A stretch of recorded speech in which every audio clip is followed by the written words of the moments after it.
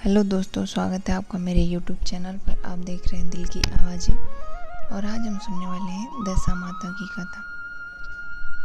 एक राजा रानी थे, उनका नाम नल और दमयंती था। रानी ने दशा माता का व्रत का डोरा गले में बांध लिया। शाम को राजा जी आए तो राजा जी की नज़र रानी के गले की पीने डोरे पर पड़ी तो राजा जी ने कहा, रानी जी, आपके गले में इतने माणिक मोती हैं, फिर आप ये डोरा क्यों पहनी है? यह डोरा राजा ने खींचकर तोड़ दिया। कुछ दिन बाद राजा के महल के पत्थर उतर उतर कर गिरने लगे। जब वह महल नहीं रहा और राजा का मुकुट उड़कर न जाने कहाँ चला गया। अब तो राजा रानी विस्मित हो गए कि अचानक क्या हो गया। उन्होंने वह राज छोड़कर दूसरी जगह जाने का निश्चित कर लिया। राज्य के बाहर थोड़ी दूर की रास्ते में अंधेरा हो गया। राजा रानी ने वहीं रात बिताने का निश्चय किया। उन्होंने वहाँ एक माली का बगीचा देखा। माली बाहर आया तो राजा ने पूछा, हम रात यहाँ बसेरा कर ले क्या?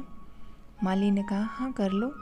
जब राजा रानी वहाँ रात रुके, सुबह उठने पर देखा बगीचा तो हरा भरा था, एकदम से बंजर कैसे हो गया?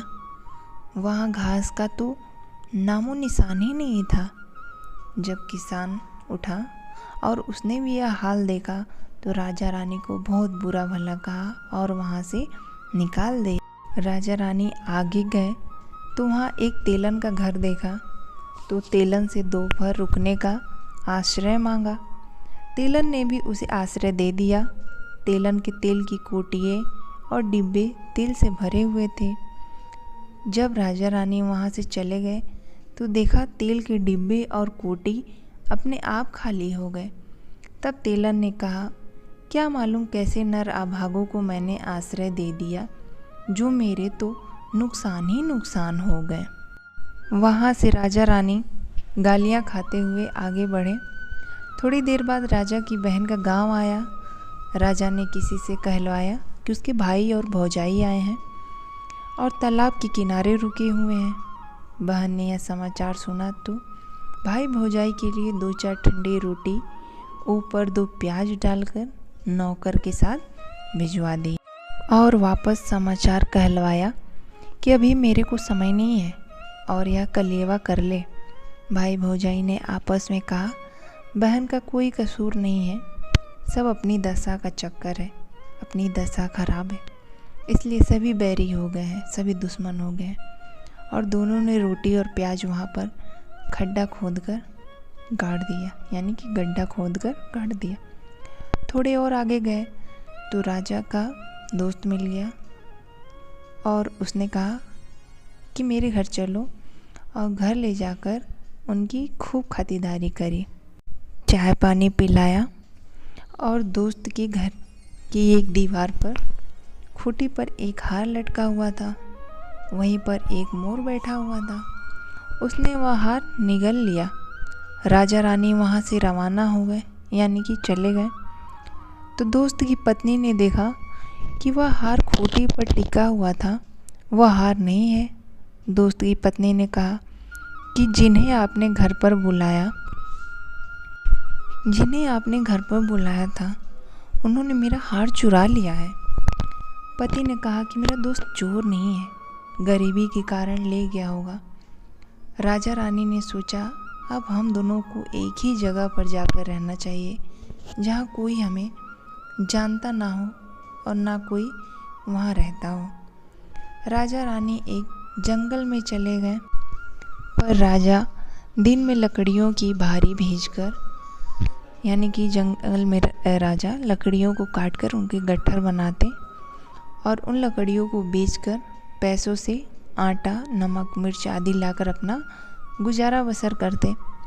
एक दिन रानी ने राजा से कहा, मैं दशा माता का व्रत करूँगी, मुझे कच्चा सूत का डोरा और कोकड़ी लाकर देना।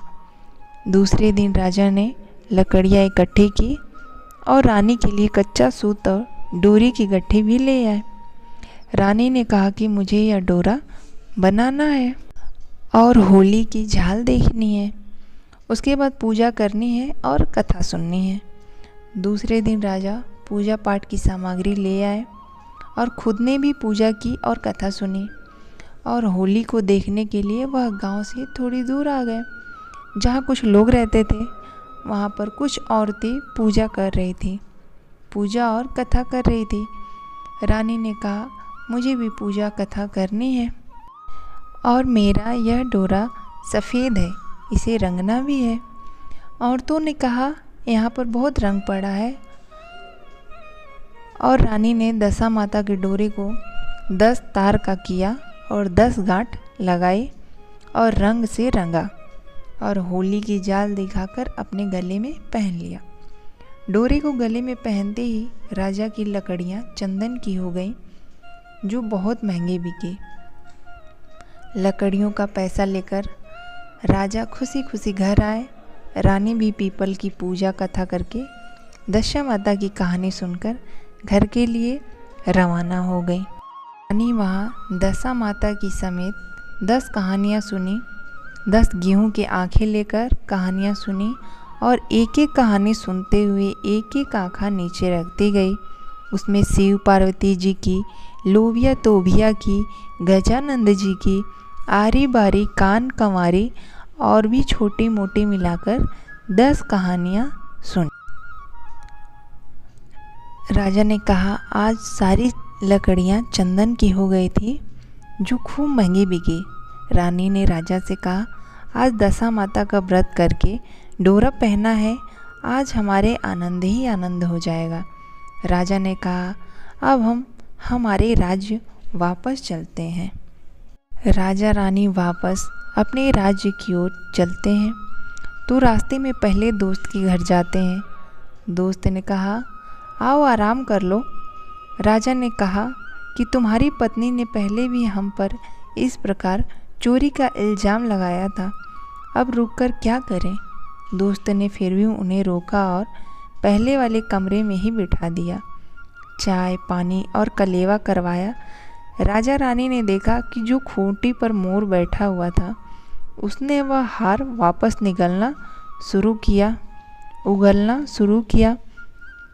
तो दोस्त को आवाज़ लगाई कि देख, तुम्हारा हार मोर वापस उगल रहा है। दोस्त ने देखा तो उसे विश्वास हो गया कि मेरा दोस्त की दशा खराब होने की वजह से उन्हें ऐसा दिन देखना पड़ा, मेरा दोस्त चोर नहीं है।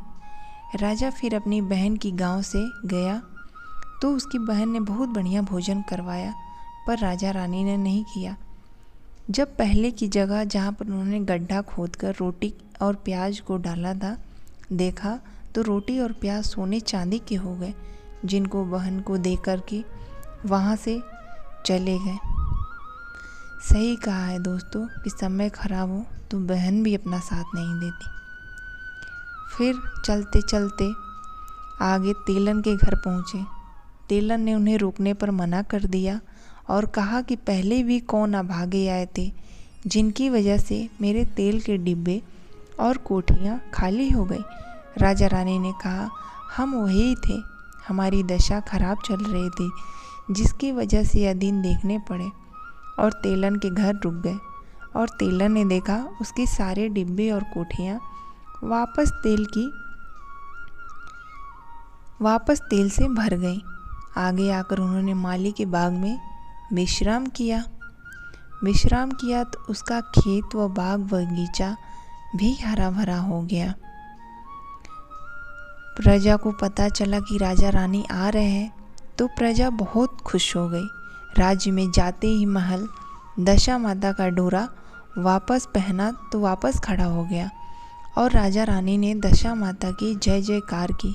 दशा माता, जैसा राजा रानी का दशा टूटा वैसा दशा माता की कथा सुनने वाले, कहने वाले और दशा माता की कथा को हुंकार भरने वाले सभी की दशा टूटे, सभी के ग्रह दोष शांत हो। जय दशा माता, जय दशा।